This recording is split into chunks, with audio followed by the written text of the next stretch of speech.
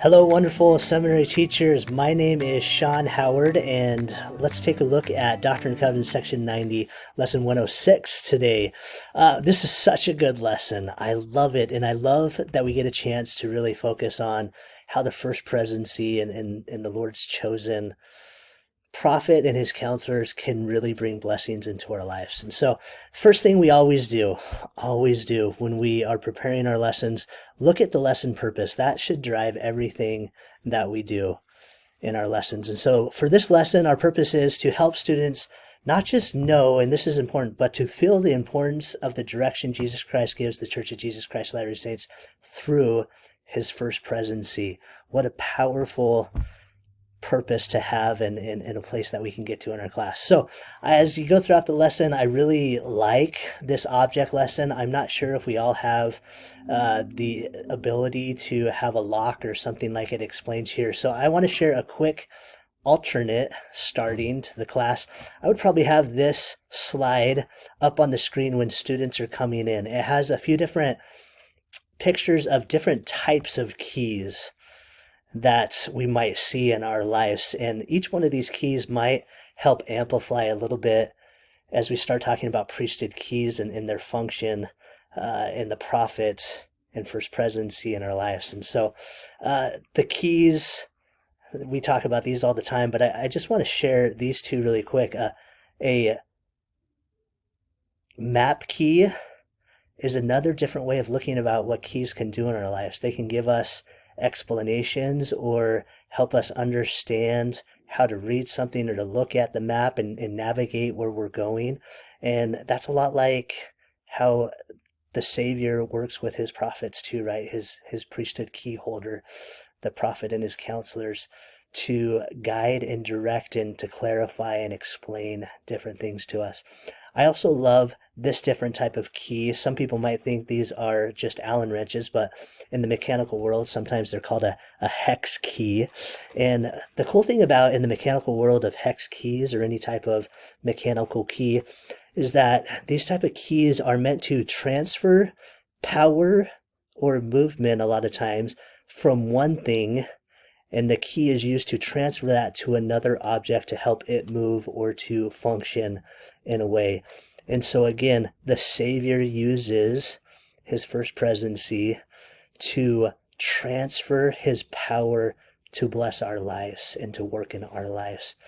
A few different types of keys that might help bring to life priesthood keys in our understanding. So as we go back to the lesson, and we've started great follow-up questions that it gives us to help with that discussion. But once we get into the main part of the lesson, I love this part.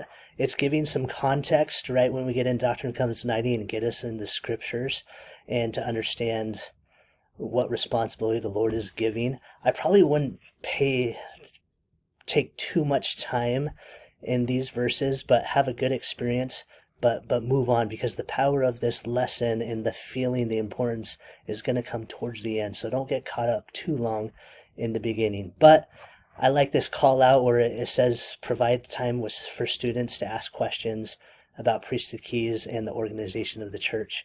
I would brush up on the keys of the priesthood before you teach right here, just so you know where you're going in the lesson and where you might want to spend a little bit of time if you want to, or just send students so they can learn a little bit more on their own if it will take too much time from what you're trying to accomplish today.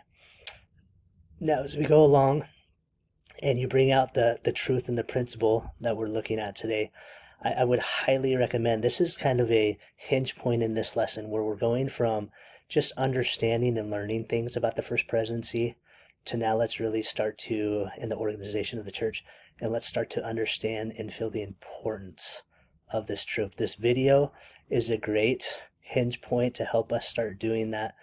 I love Elder Christofferson's follow-up quote to continue with doing that, and good questions here. But I want to share a spot and an idea that might save you a little bit of time. This, if you feel like it's good, that help your students better understand the duties of the first presidency, this activity, if we're not careful, could take a lot of time and maybe too much that we want to. So I want to share a quick group activity that you might do instead of just having students do it on their own in their journals. So what you might do, and this is a good Zoom opportunity too for those Zoom teachers, I have created a Google document that what I would do in this situation, especially if I'm teaching over Zoom or even in a class, I would share either the link, or I like making QR codes, and I'll share in the description just a quick link of how it's easy to put a URL in to make a QR code. But share the QR code or the link with students really quick, and then you put them in groups and you ask them to complete one of these scriptures and to find and share how the Lord blesses us through the first presidency and the duty that they had. Now, to make this effective, whenever I do groups, let me show back. I put a little help slide in our slides to know how to set up this group if you would like to. I always assign my group's duties. So if I have a group from 2 to 4, I'm always going to have a discussion leader and a scribe. And then if I have 3, I'll add a reporter in there, the one that is going to share back to the class. And if I have 4, I'll add a timer in, someone that makes sure the group progresses and is staying within their time and accomplishing what they need to, as the discussion leader kind of makes everybody participate and be involved in different ways. So I would have them just do their little group part and get it in the Google Doc in just a few minutes. And then you can build off of that and start talking about things that bring us back to the importance and the blessing that the first presidency can be in our lives. That's going to save time so that, we can focus on what matters most and really feeling the importance of the blessing of the first presidency. Now, one of the places that I would say protect time at the end of your lesson is this end right here. Make sure you have at least like 5 minutes to 6 minutes maybe that you can do this. Go into these 2 verses because they're going to help us start seeing how the Lord feels and how we might feel.